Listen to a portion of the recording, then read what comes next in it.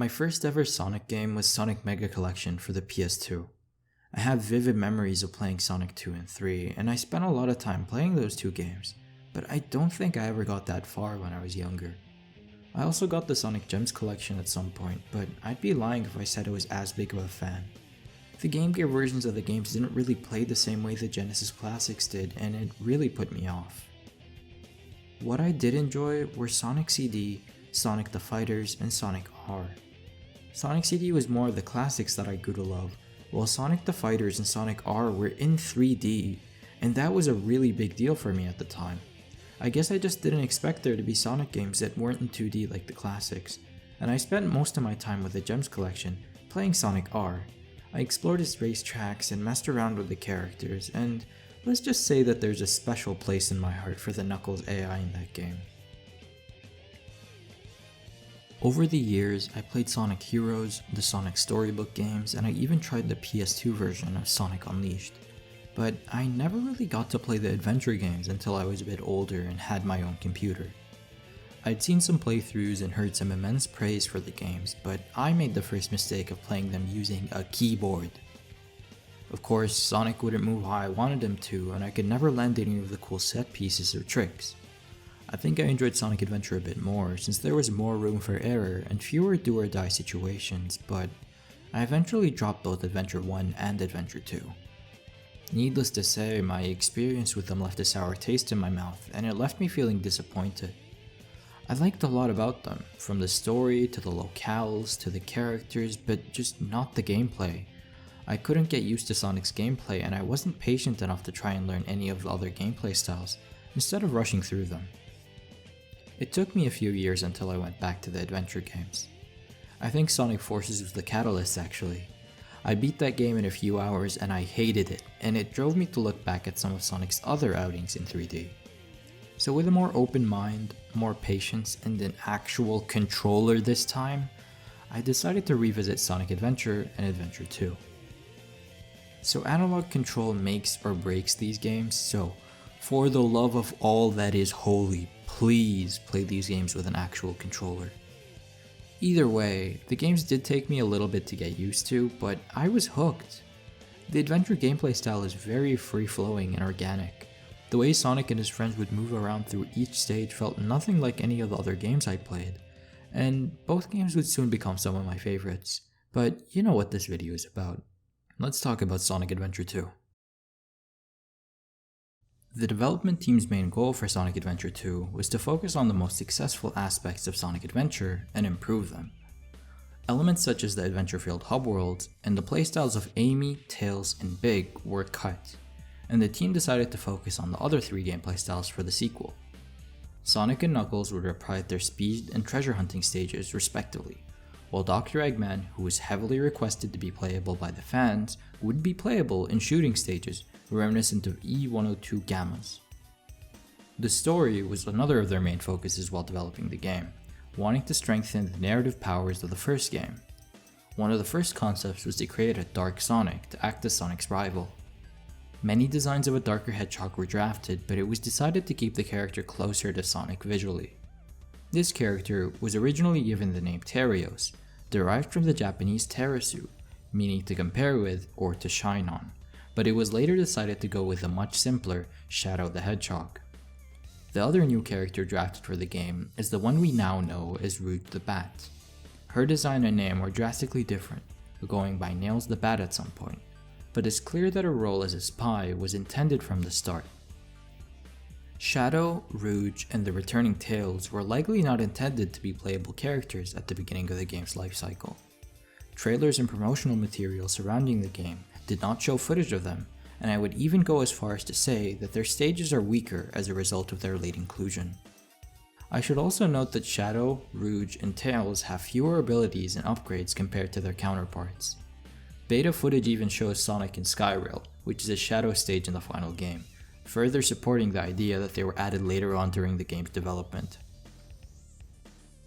Naturally, the gameplay of Sonic Adventure 2 is derivative of Sonic Adventure, which prompts me to lay down some groundwork. Sonic's core gameplay in the classic games is all about gaining speed and maintaining it. It's also about learning the stage and utilizing your abilities in the best way possible. Examples of this are knowing when to roll to gain speed and bouncing on bad nicks to gain extra height. With these things in mind, the stages are designed to have a few paths that you can mix and match, where the hardest ones to stay on have the most goodies or cooler set pieces. Sonic Adventure keeps some of that design philosophy. Goodies and rewards are hard to reach, but they aren't navigable in nearly the same way. It's a different take compared to the classics, where you'd have to plan out your movement and build up your speed.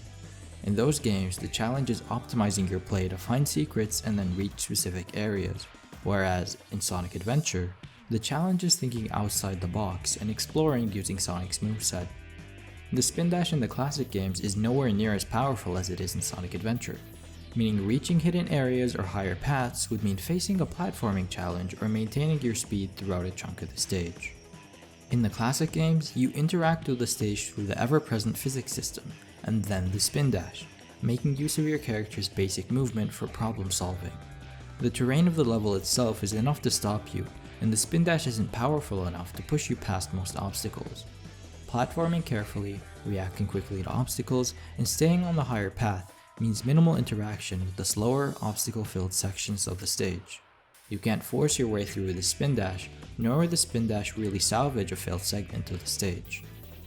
The payoff to spin dashing in the classics depends solely on the terrain. It doesn't substitute knowing the levels and mastering your movement. You can't just spin dash jump and land the infamous Emerald Hill Zone bounce chain. The spin dash and homing attack are the main forms of interaction with the stage in Sonic Adventure. The homing attack adds an extra dash to extend your air movement or allows you to home in and attack an enemy. It's a very useful addition that complements Sonic's general moveset, acting as a crutch or even an extra boost when necessary. The overpowered spin dash makes it easier to reach top speed, meaning that the focus while designing levels is different even when the core philosophy might be similar. This isn't to say that Sonic Adventure doesn't keep some of those classic skill-based rewards, it's just a different take on things, and the switch to 3D environments alone is enough to add a completely new layer of exploration and replayability to the games. Sonic Adventure 2 chooses to switch the gameplay focus to be a more linear action platformer. The stages in general are more tunnel-like, but they end up branching out a lot more. Sonic's physics are tweaked to fit these stages. He can't maintain as much speed while turning, and his speed in the air is reduced. The goal of the stage is still the same, however: get to the end of the stage as fast as possible, but the additions to Sonic's moveset and the implementation of the new ranking system change the way you approach stages. Sonic can now somersault through tight gaps, bounce over obstacles, and use the new instant lightspeed dash, and these abilities can be used in rapid succession or be chained together, and it adds a new layer of depth to every decision made. New abilities can even change the way you play older stages. For example, revisiting City Escape with the lightspeed dash allows you to use a few new shortcuts. The Speed character's gameplay is all about speed and spectacle. You have to optimize your paths or find new ways to cross sections of the stage, and Sonic Adventure 2 asks you to use these abilities to navigate through each stage as fast as possible, while racking up the highest score you can, giving you a score from A to E at the end of each stage. The scoring system is tough, but it's heavily rewarding. It harkens back to how the classics expect you to play the game and learn the stages, and it's also part of what keeps me coming back to the game. Final Rush is the best stage in the game, and I feel like I really enjoy all of the speed stages aside from Crazy Gadget and Final Chase to an extent. The pace-breaking gimmicks and blockier design of those stages don't lend well to the gameplay style, but more of my problems with this game lie with the other gameplay styles. I should note that in the base game, button mapping can be an issue. With the Speed characters, you have multiple abilities mapped to a single button, which means that it's sometimes easy to mess up certain sections of the stage. It's not entirely consistent which ability gets activated, and the context-sensitive nature doesn't really work well in high-speed moments. It's an easy fix to map each action to a different button, and I don't see why they couldn't have done this considering the Dreamcast controller has unused buttons in the original release. I'm judging the base game right now, but I typically play the game modded on Steam to fix this issue. The treasure hunting stages are fundamentally no different than in the first game. In Sonic Adventure, your goal was to find shards of the Shattered Master Emerald as fast as you could. You can run, climb, and glide just like you could in the first game, but the addition of the Dive Bomb ability in Adventure 2 allows movement to be much more free-form and fluid. The game also implements unique stages to explore, rather than repurposing parts of the speed stages, with said stages working around the gameplay style's strengths and limitations. Pumpkin Hill's open design is a great pairing with the fast-paced movement and gliding, and the vertical scale of that stage pairs very well with the new dive bomb ability, allowing the player to traverse every nook and cranny of the stage effortlessly. A change that is rather controversial within the Sonic community is the new Emerald Radar. In the first game, the radar was able to track all 3 Emerald shards at once, whereas it can only track one at a time in the sequel. This means that you might potentially visit the same area multiple times with no indication of the Emerald shard in the vicinity. This can be pretty frustrating and pad the levels out for no real reason. The radar was too powerful in Sonic Adventure, due in part to the size and repurposed nature of those stages, but it doesn't really work the same way in Adventure 2. I don't think that a single Emerald Radar really is justified, but regardless, I still do really enjoy the levels in this game. Pumpkin Hill, Dry Lagoon, and Meteor Herd are some of my favorite treasure hunting stages. Pumpkin Hill's verticality allows for good usage of the gliding and the climbing abilities. I like the area switching and general atmosphere of Dry Lagoon, and I love the sprawling outer space area that is Meteor Herd. It's a very fun late game test of your skill. The shooting stages are also pretty different. In Sonic Adventure, Gamma stages are also repurposed speed stages, meaning wider areas that allow for faster turning and quicker movement as a whole. The goal for these stages was to target and destroy as many enemies as possible, delaying the countdown timer while making your way towards the end of the stage. Adventure 2's shooting stages are comparatively very linear, with rather narrow paths, and the mech's movement is also changed accordingly. Turning halts most momentum now, but it also makes targeting enemies easier while staying in the same position. Your score is your main priority, as opposed to trying to beat the timer. This time, the stages can have some annoying padding in the form of some weighting-based platforming, but I think that the gameplay as a whole is pretty enjoyable. Weapons Bed is one of the best examples of this gameplay style. It's a rush to get to the end of the stage as fast as possible, while destroying as many enemies as you can on your way. Hidden Base is also a highlight for me, as you can get through that stage pretty quickly and efficiently if you're quick-witted and manage to hit the detonators from afar. The kart stages are the weakest part of the game. The controls are noticeably less refined, making the stages a chore to get through. Rouge's kart stage is the bane of my existence. I hate that stage with a passion. But as a whole, Sonic Adventure 2 streamlines a lot of things, changing the more free and open level design to fit the mold of a more linear action platformer. It's a different take on the adventure formula, sure, but the basic goals and mechanics of the stages haven't changed much. What I'd call it is a step in another direction, and one that it takes in stride. Mastery of movement in this game is incredibly satisfying and rewarding, and getting an A rank on a stage is always a great feeling. The gameplay loop keeps me coming back for more, always asking questions, experimenting with the movement and character abilities, and getting faster clear times for each stage. Doing a flip off the bridge in Radical Highway, making a tight landing on a rail in Final Chase, and rushing through Weapons Bed while constantly landing score combos, or even finding a Master Emerald chart in record time. All of these things always hit the right spot for me. I can always feel myself improving every time I play the game, and it's emphasized by how clearly it shows in my gameplay and my execution. So before I get into the story content, I'd like to go over something real quick.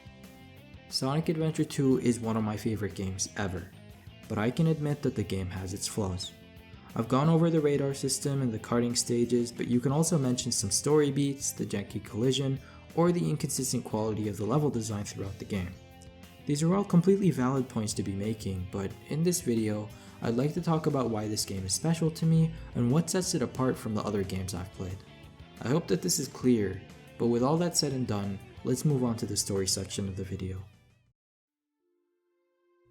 Over 50 years ago, Dr. Gerald Robotnik was a scientist who worked for the government on numerous projects to benefit humanity. He designed and created the space colony Ark and worked to create the ultimate life form, Shadow the Hedgehog. Gerald had a granddaughter, Maria, who he held very close and was very fond of. She and Shadow were raised on the Ark, sharing the dream to someday visit the Earth. Nearing the end of Gerald's work on Shadow, the government began to fear the Shadow would be too dangerous. The military stormed the Ark to shut the project down, killing Maria and most of the staff in the process, but not before Maria entrusted Shadow with protecting humanity and sent him to Earth using an escape capsule. Following this, Gerald would lose his grip on reality and develop a doomsday protocol to enact his revenge on the world. Gerald imprinted his desire for revenge onto Shadow and left him with a plan, utilizing the Chaos Emeralds to bring the space colony Ark crashing down to Earth. In the present day, Dr. Eggman is on a hunt to find the Chaos Emeralds in an attempt to take over the world. After finding his late grandfather's diary, Eggman locates and awakens Shadow the Hedgehog. The two form an alliance to take over the world, seeking to do this by powering the Eclipse Cannon and forcing the world to surrender to their bidding. Unbeknownst to Eggman, the space colony that holds the cannon is hiding far more than he could have imagined, and Shadow might not be on his side after all. Split into two teams, Hero and Dark, with each their own story, the characters' paths wind up intersecting and even joining together for the finale. This time, the story flows together much more cohesively and pushes you to play the other campaign to fill in the blanks. The final story is set up incredibly well, answering questions that the player is likely to ask while playing the game. The final story reveals the events that happened 50 years ago, acting as Shadow's turning point, where he remembers what Maria entrusted him with before her death. The game as a whole is a story of good and evil. Every character has their own rival, and the story shines in the parallels it draws between them. Sonic is like he always is, stubborn, determined, and constantly on the move. Shadow shares the same stubborn nature, except that he's hell-bent on revenge on the human race. He holds them responsible for the death of his best friend Maria, and under the guise that he would let Eggman use the Eclipse Cannon, he helps the Doctor collect the Chaos Emeralds while scheming to use the cannon to initiate his revenge plan. During the mission to infiltrate Prison Island, Rouge finds herself unable to escape, triggering a memory of Maria in Shadow. He rushes back to save her, later claiming that he did it to retrieve the emeralds, but it's a distinct show of character. Shadow doesn't come to his senses until the end of the game, when Amy's speech triggers another key memory of Maria. The conclusion to his arc is his face-off against the prototype of the ultimate life form, an emotionless proxy weapon of mass destruction, and a reminder of who he would have been had he not remembered Maria's true wishes. Knuckles is a loner, weaving in and out of the main story to do his own thing, which makes sense. As the protector of the Master Emerald, it's up to him to find the shards and keep them safe. None of what Sonic and his friends are up to is really his priority until Eggman fires the Eclipse Cannon. His campaign starts with him shattering the Master Emerald to keep it out of Eggman's hands, and the rest sees him facing off against Rouge for the Emerald Shards, and later allying with Sonic and the gang by the end. Where Knuckles' desires are more selfless and noble, Rouge's desires are very self-centered and self-serving. She works as a spy for the government, providing intel on Dr. Eggman and Shadow, but she also has a keen interest in coveted gems. It's pretty cut and dry who's in the right and wrong between her and Knuckles, but her inclusion adds some much needed comedic relief, story relevant information, and helps pace the story out. The scene where she faces off against Knuckles and he ends up saving her is one of my favorites, and I think it's a really cute moment for both of them. Eggman goes through quite the ordeal in this game. I like the comparisons drawn between him and Gerald. As power hungry and maniacal as Eggman can get, he hasn't reached Gerald's blinding lust for revenge. The game also shows Eggman in a different light. It's clear that he idolized his grandfather, and his reaction to the events of the final story show a side of him we've never really seen before. The credits scene where he reflects on idolizing Gerald and the events of the game really add a lot of depth to him, and it's something I'd love to see a follow-up to. But in general, Eggman's depiction in this game is top-notch. He's a threatening evil mastermind who will stop at nothing to reach his goals. He's cunning and relentless, able to quickly call Tails' bluff on the Ark and send Sonic falling down to Earth.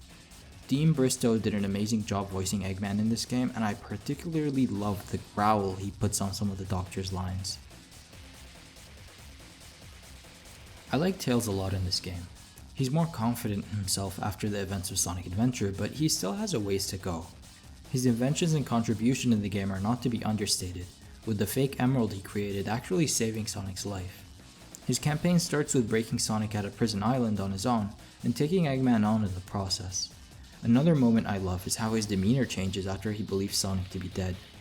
The burst of courage and determination he has allow him to take on Eggman head on to avenge his best friend, and it's a pretty big moment for him.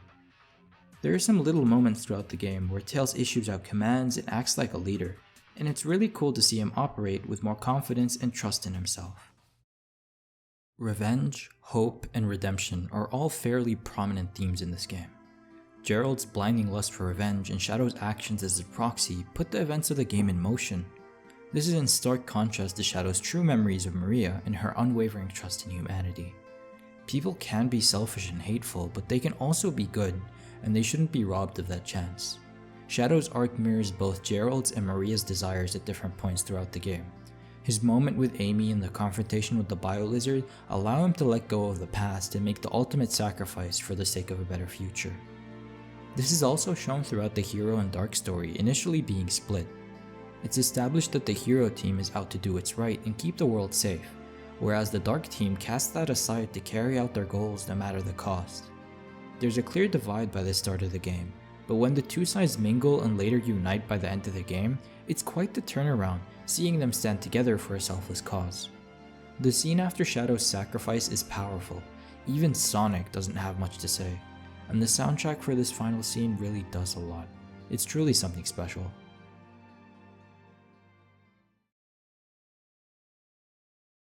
On this note, I'd like to touch on the music. It's something the team put a lot of passion into and a highlight throughout the entirety of the game. If you listen to the tracks accompanying each stage, you'll notice that the music or the lyrics shed some insight to how the characters are feeling at the time. Sonic's tracks are upbeat and energetic rock, Knuckles' music is funky and groovy rap, but I think Shadow's more distorted, industrial tracks take the cake and add some more context to his development. White Jungle's rhythm and balance is a good example, especially when contrasted with Sonic's Won't Stop Just Go for Green Forest.